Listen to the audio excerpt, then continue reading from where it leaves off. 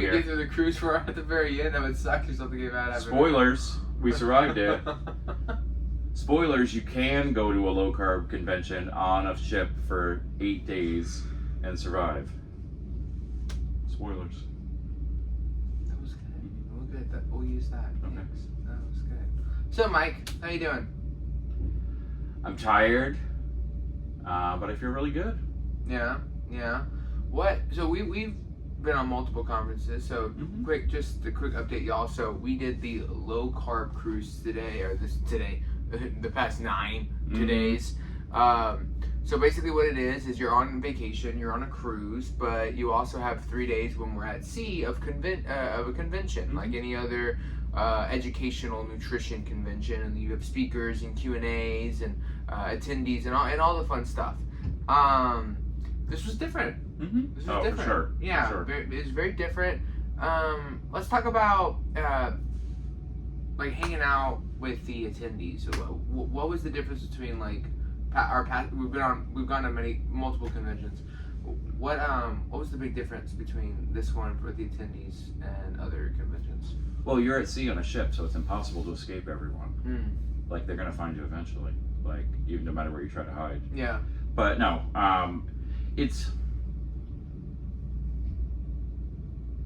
this is gonna sound weird, but I feel like there's a stronger intention to going to something that is actually for your education and your development and your building of community on a cruise than like in a city where you can take off and head miles away. And yeah, on port days there's excursions and things along those lines, but you're purposely choosing to spend, we chose to spend 9 days together on a boat.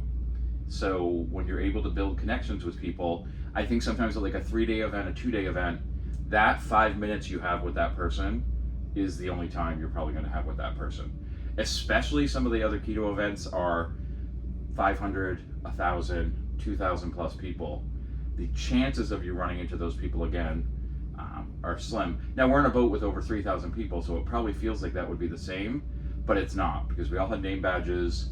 We're all running in the same circles in the same kind of environment. And so there was a great opportunity to not only start conversations, but have them continue and grow. So you could have a conversation with someone on day one, they hear 4 different people speak on 4 different topics, and then you get to process what that was like and get ready for the next day and allow, and this is going to be the thing that sounds really cheesy, but you have a great opportunity to actually to get to know people. Whereas, so some of those first conversations when you first meet someone, it's usually about like, how long have you been low carb? How long have you been low carb? What is your experience? What is your experience? But you don't really get much deeper than that. But when you're at sea surrounded by water and you know you're not going anywhere, I mean, we're going fast, but you're not going anywhere fast, those discussions are able to get deeper. Yeah. And you're able to get into what are the deep emotional wins that a person has had, and what are the challenges they're still facing. Because I think one of the great things, there's a lot of people who are in this group who have been low carb, whether they called it keto or not, or carnivore, whatever they wanted to call it, they've been low carb for a long time. So, and they're still learning and growing, and they're still developing on their path, and they're still working towards different goals. And so you're able to kind of take those discussions to a different level. Yeah. And to me, that was one of the things that was really fantastic. No, it was the same. And I think too, like something I really enjoyed about it was like you said, like being able to meet people on the first day, and then by the end of the week, you've watched them process information, maybe even change perspectives on some things, come to some epiphanies, and you're able to really spend time with them and get to know them. And as coaches and working with clients, my information, my guidance, my advice is much more well received when there's rapport. And you really get to do that in this kind of event in a way that's very unique to conferences and things like that. Well, because general conferences, short periods, will have something social happen, and there'll be time for breaks and things along those lines. Here, we had 6 days that were not conference, but you'd see people in the casino, in the dining room, on excursions, on a beach, a lot. In the pool. I had so many great conversations in the pool.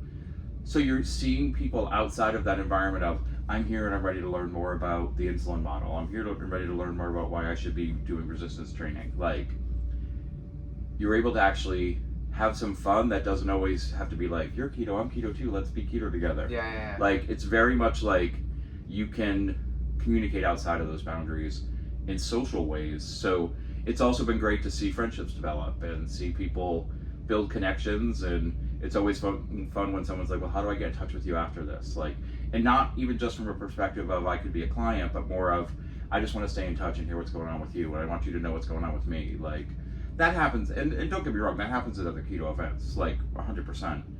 But here, you can also then tell that person the story about, you can share your memory of scraping the toppings off pizza in the cafe and having all the rest of the cruisers on the ship have no clue why there's 20 pieces of pizza crust stacked up, or someone who lost $100 one night in the casino and won $600 the next night. And I'm not encouraging gambling, but I'm saying, like, there's a lot of fun stuff, comedy shows, like all these different things. All that was trash, and by that's the what way. I think is, like, a lot of people that I tell about this event, and this was my first time, they're like, so is the whole cruise low carb? It's like, well, no, the whole cruise, we're a group of a couple hundred people on a 3,000 plus person cruise.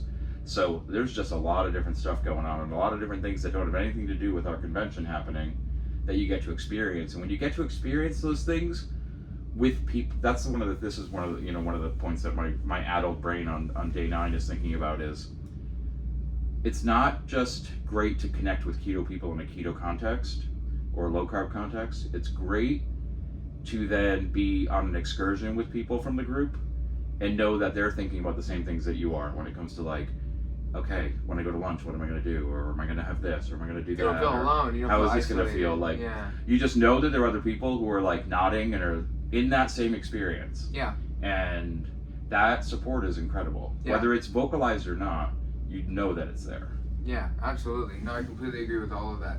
Okay, so 30 seconds. What was your favorite talk? Go. Well, I can't say your talk because Why that's not? just that's pandering. What? And I'm not a woman. So it can apply to you. No, there's some Yeah, great listen. things about women's health that you talked about. I'm going to say that my favorite talk, it had to be, it's got to be Jessica Daniels on day 1, because this is something that was really interesting here, which I think was apparent throughout the entire event, was the first speaker wasn't talking about the way your body chemically reacts when in the presence of sugar and doesn't react in the presence of sugar, and what insulin does and all of those things. Jessica really spoke from a place of your relationship with food, your mindset, building that relationship, finding your strength and your freedom.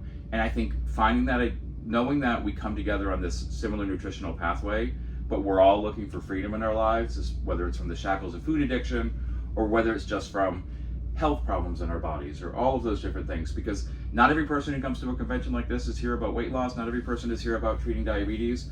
There are people here to work on hormonal imbalances or things that come with aging. And, like, we all have some common goals around our health, but that sense of freedom, whether it's within our bodies or outside of our bodies, was a powerful thing at this event. And I really think she kicked that off. Yeah, absolutely. Yeah, I think my favorite was honestly Bronson.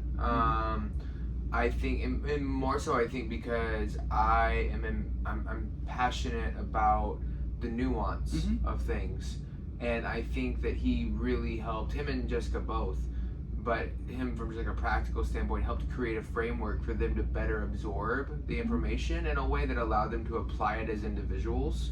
And I thought that going into a conference, like all conferences, where even if we all have the same purpose of seeing people heal, the niche we work with, the people we work with, makes us vary in some ways about what we think is right or wrong, and the information we give. And so it's really up to the attendee, the consumer, to consume the information and apply it well. And oftentimes in conferences, they're not given anything that helps them do that well. And so I thought, yeah, him and Jessica both, I think just the tone that was set the first day was incredible. Well, and I think it's that balance of practical and theoretical or educational science-based big words. that allows you to grow through something like this. Like, there were talks that were very much about, getting into research and getting into science. And I think that's really important, because it's important to know kind of why not just your personal why for making the choices you're making, but that there's actual reasons you're doing what you're doing. But you also need that second component so you can leave like there's something actionable for you to do. Everyone's getting off the boat in a few minutes, literally in a few minutes. And I want every person who's walking away from this, like me, to feel like, okay, these are things, whether it's going to be like, and again, you go back to Bronson, like he talks about principles and protocols. There may be someone who's shored up their principles, you know, when it comes to their lifestyle and their health. But there may also be some people that have been dealing with challenges that we don't often talk about in this space. Like your presentation specifically was calling out things that are there for a lot of people, but we don't talk about because it goes against some of the dogma. Like it goes against the messages that people want to shout, because those big boisterous voices are the things that usually help people get into the space, and it's when they work on the nuance that you actually find out how to make it work for you. When you can leave with some kind of actionable steps, I feel like that's an even better part of an empowering event like this. It's not just about leaving feeling good, and that's the challenge. Like if anyone from the cruise is watching this, don't just leave this feeling good with the thought that I'm going to do something, you know, or if you ever go to a keto event, like honestly, while you're there in the airport on the way home, sit down and say, these are the actions I'm going to implement. And I may not know how I'm going to do it specifically yet even, but these are the things that I want to do, so that you don't find yourself waking up the next day jet lagged, tired, whatever, and you forget about it. Yeah. And you're sad. You know, there's such a thing as like post-event, you know, kind of like not depression per se, but it's sad. Like Post-event blues. we get to spend 10 days together, and I'm not going to see you after, you know, today. So that's sad for me. I won't be sad forever. I mean, maybe 10, 15 minutes. He'll be sad after our until our next meeting. But at the end of the day, like, that's also the way you keep that energy alive, those feelings. And so, I mean, we said it this morning to someone on deck. You know, they had this incredible experience, did some incredible things for their health on this ship. You know, and as she's walking away, I said, now write all this down. You know, it's one, like Jessica in her presentation on the first day, get it outside of yourself. Say it out loud, write it down, reflect on it, and turn it into something that you actually grow from and take action from, so that the experience of being trapped on a ship for 9 days is worth it. Yeah, absolutely. Well, all right, guys, we had to get off. I hope you enjoyed this. I just wanted to throw something out there so y'all could watch it, and kind of maybe we said something that resonates with you or empowers you or makes you think. So, Mike, appreciate you jumping on the channel. Glad to. Oh, and one more thing.